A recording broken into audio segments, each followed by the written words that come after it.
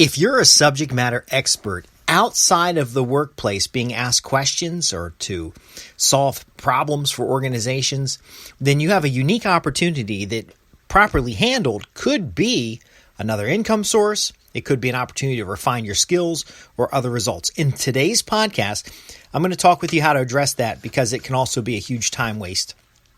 I'm Justin Hitt from Inside Strategic Relations.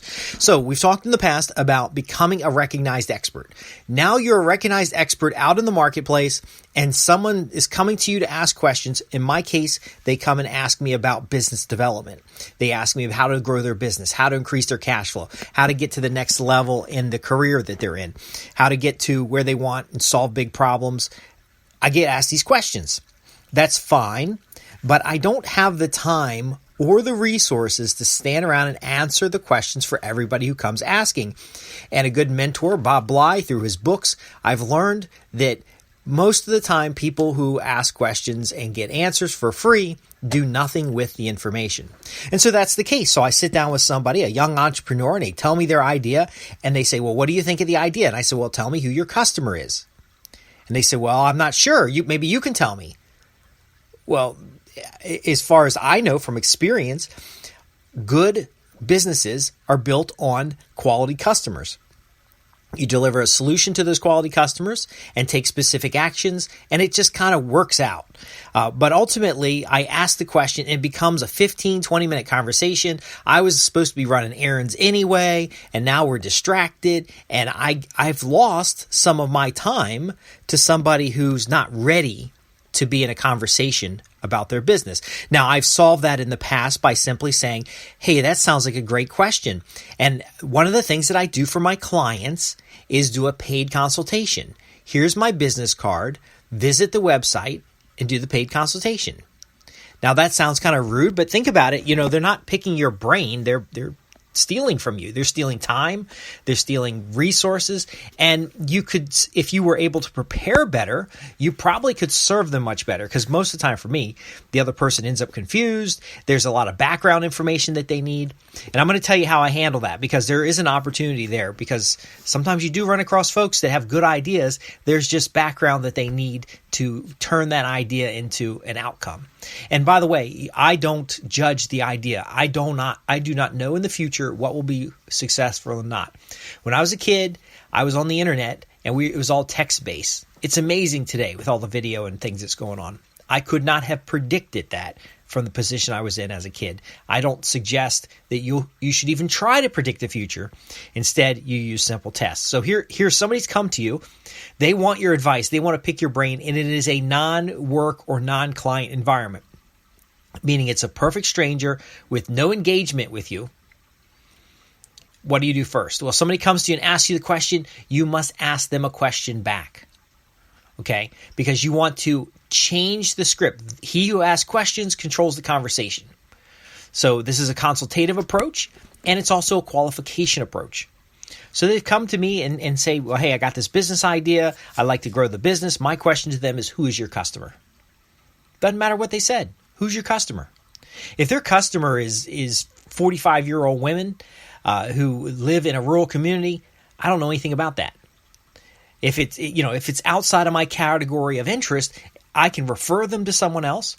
If it's outside of my category of understanding, I can help find a solution if the monetary value is there, if they have a direction. But ultimately, unless you're a volunteer for an organization like SCORE, you really got no business answering their questions without fully understanding their situation. And to fully understand their situation, you need to ask questions. You can also assign work to do. Hey, great. Sounds like an interesting idea. I'm away from the office right now running some errands. I'm so glad you asked me this question. Here's some homework I want you to do. And it could be have somebody call my office and schedule an appointment, bring by your business plan, and let's talk about your deal. So I've met bankers, for example, and they'll get questions like, hey, I've got 3 mortgages. I want to do a jumbo loan. I want to take money out to put into an investment. What do you think? The banker doesn't have any details. The bankers make decisions on credit score, on cash flow, on all kinds of other factors. Any answer they give, other than a question, Other than setting up an appointment, other than providing a little bit of background about what they need to bring to the office, it would be malpractice. I see it with a heart doctor. Heart doctor is at a dinner party and someone's asking him, hey, look, I had these palpitations. I don't know what's going on. Heart disease is in my family. The heart doctor cannot just say, oh, here, take some of these and call me in the morning. They can't recommend anything. There's a liability concern in that situation. So again, you ask a question. You ask them to take an action. Now, I always use an action where they gather materials up and they go somewhere. So in my case, if you called me on the phone and you managed to get me on the phone and you ask a question, I'm going to ask questions around qualification and understanding of your situation, and then I'm going to make a recommendation. Now, I'm not going to make a recommendation to solve the problem. That would be malpractice. That would be dangerous. In the areas where you have expertise, that if someone comes along and asks you a question, there's always the depends answer. Hey, it really depends on the situation. So I want to get them in an environment where I can answer the question with background in front of me. So what do? I say, look, in this case, the guy comes up to me. He really needs a mastermind group. He really needs peers of like-minded professionals to bounce ideas off of and then to hold each other accountable for outcomes. So I said, look, here's your homework assignment, because I confused the guy. I was excited about his topic. He had a lot of energy, remind me a little bit of myself when I started in business. I think I confused them, though. And we were talking specifically about the core functions to know an idea, a startup idea is valid before you sit in front of banks. And then when he didn't want to do that, I said, well, go ahead, sit in front of the banks and then write down everything they give you in feedback, but that may have closed the door. A long story short, my homework assignment was to find 5 individuals who have similar challenges and bring them together in a mastermind where I will help solve those problems in a group setting. Not only will I solve the problems and answer the questions, but it'll be a scheduled meeting each week. I will whiteboard it. I'll answer your questions. I will videotape the whole thing and give you a copy of the videotape. And then ultimately, if the idea is worth pursuing, you'll know exactly what steps you need to take. So that was my homework assignment to him. Now, you might be saying, Justin, that sounds like you just blew him off. And I was like, well, no, it's not really a blow off, because if he goes out and gets 5 people for this specific offer, then he should be able to get 5, 10, 20, 100 people for his specific offer. Do you see how that works? I've given him a practical example of what we discussed, where he'll bring these individuals to me. We'll do a 7-week program. That 7-week program will help solve these questions and problems, because that sounds like how long it's going to take. He can't qualify. He doesn't qualify to pay me as a client. He's a startup. He doesn't have $100,000, $200,000, but I don't mind getting together once a week for a small group of people, having a meal together, understanding their concerns and frustrations. It's my way of mentoring. Folks did that for me when I was coming along. But again, they didn't give me answers because they didn't have the details of my situation. And you shouldn't give out answers in your area of expertise. I know it feels exciting. I know it. You get. I get the feeling too. Oh, I know the answer to this one. I can help them. Well, guess what? You're not going to be able to help them unless they're paying for it. Because if they're not paying for it, if they're not taking these actions to move towards their goal and objective, you can't make it happen for them. And guess what will happen? When they fail with whatever their understanding was of what you explained, they're going to blame it on you. This isn't the movies. This isn't where you sit down over a dinner and they have the background, talk about the background, and then they give an answer and it works out well. It doesn't work that way in real life. A little bit more homework's required. So let me give you the last point. So I give him the homework assignment of the mastermind meeting. The mastermind meeting requires a meeting location where there will be food. So what do I do when I get back to the office? Well, I think a mastermind meeting's good. I've done them before. I've had clients I've been a member of masterminds. I've had clients in masterminds. There's specific deliverables at the end of the 7 weeks or the 5 weeks or the 4 weeks. So what I went ahead and did when I got back to the office, and this is what you can do as well, because you want to have a stopping point to thinking about their challenge. See, you got your own goals, dreams, and outcomes. So what we're going to do is we're going to bridge out what they wanted with what we want, and we're going to do what's called placement actually placing that activity with someone else who can benefit. It's a triple win. So I basically wrote down here that I was chatting with this individual in your store. I think I found an opportunity to have a minimal rental for your conference room and for food. See, that's a 7-week program. We set up 7 dinners. Each dinner has a topic, a solution to a problem that's faced by the individuals in the room. I'm holding at a restaurant where the owner also needs this kind of information, and I put it all together. So what do? You outline the problem. You outline the pain that they're experiencing, why this problem needs to be solved. Then you outline some of the solutions that start moving that individual towards a solution. And finally, you outline the benefit. Now, what do I do here? I then go, and I don't think I can show you this paper.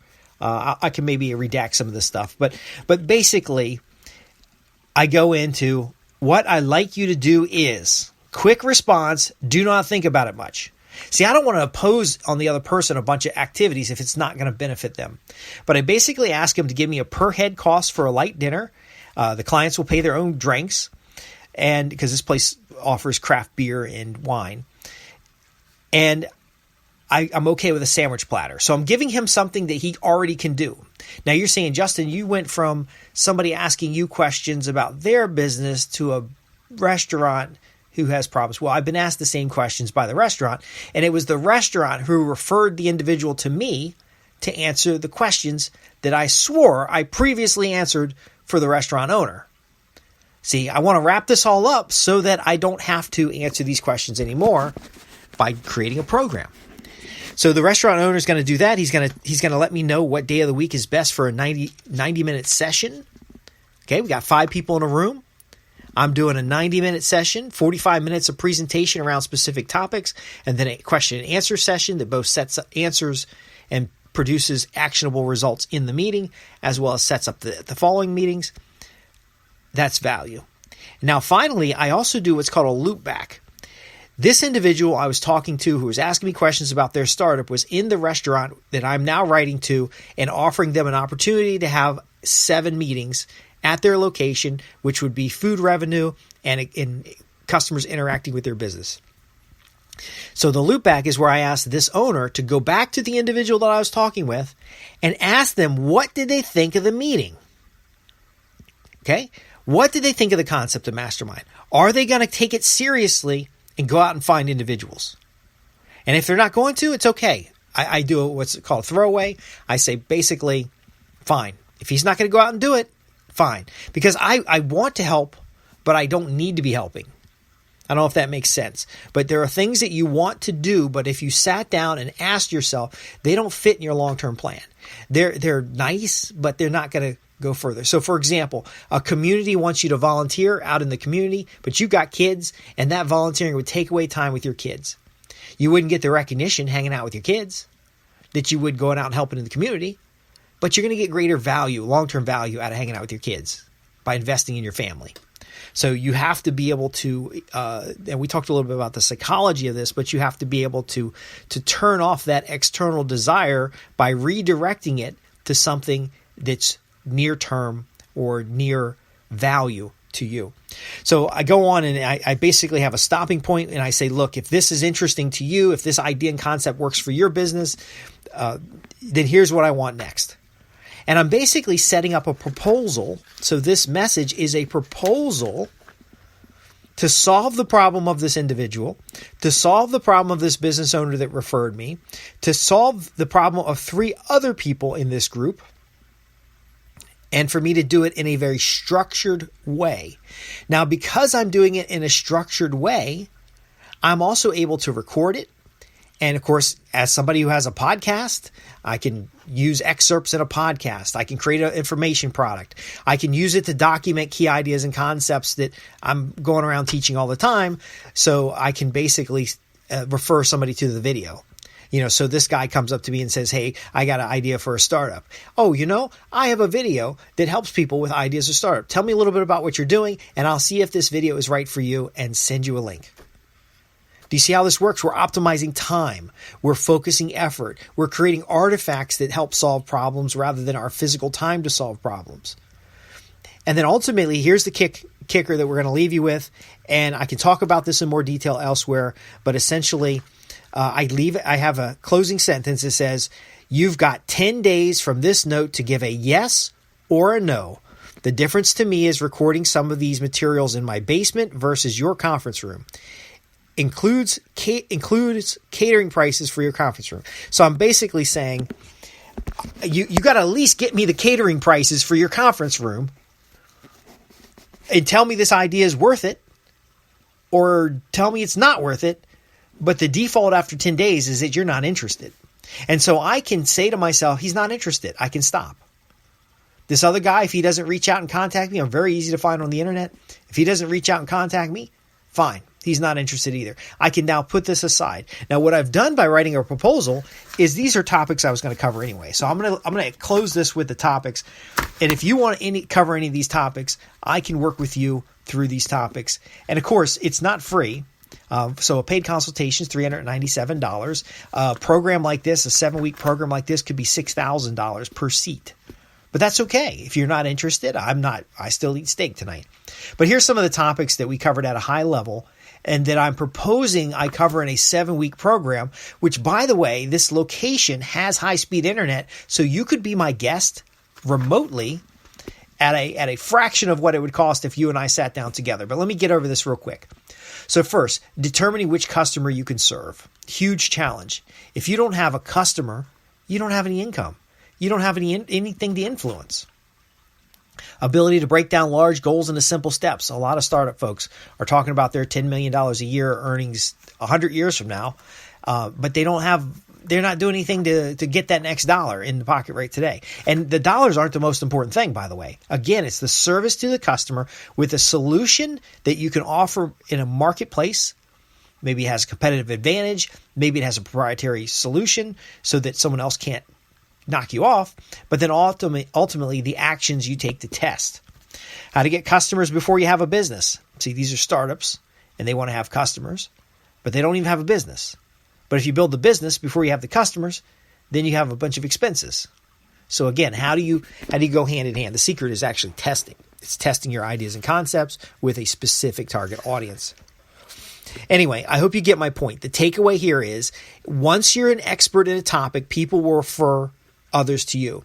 It feels great to answer their questions, but after an hour-long discussion, you're not going to be any further along than you want to be. And also, it's possible that after an hour discussion, they still don't understand what the next step is. That's because often you won't have the full background you need to understand their situation. And so what do? Well, you follow what we talked about today and package that information up, but put a time deadline on it so that you can stop thinking about it and move on to something else. So this 7-week mastermind program that I proposed here, it's a 3-page email. Actually, it has at the end of the program, we give $1,000 away to a charity, and we have a demonstration of the public relations elements that we'll learn in the 7 weeks. But if he says, I'm not interested, if I never hear back from him, I've got an outline proposal for an event that I just made available to you. And now this event, which packages up materials I already have, gives me some structure, so I'm not just randomly, willy-nilly answering questions, allows me to produce an outline so I can make sure something is presented in a logical way, and ultimately creates the maximum value. Now, this is a powerful concept. If you have an idea for a business, you can follow this kind of model. If someone comes to you with an idea, you can follow this model. This is the type of thing that gives you more control over your environment, helps you focus the resources you have on the outcomes you desire, and ultimately transform business relationships into profits guaranteed. I'm Justin Hitt with Inside Strategic Relations. If you have a question about this or any other program, visit me at www.insidestrategicrelations.com. Again, it's the relationship, it's the customer, that is the business. Your business is nothing except a sum total of all your customers. And if you treat them wrong, if you don't take care of them, if you don't have the relationship established, you will get the short end of the stick and you'll be stuck doing things that don't matter. Thanks for listening. Write with your questions.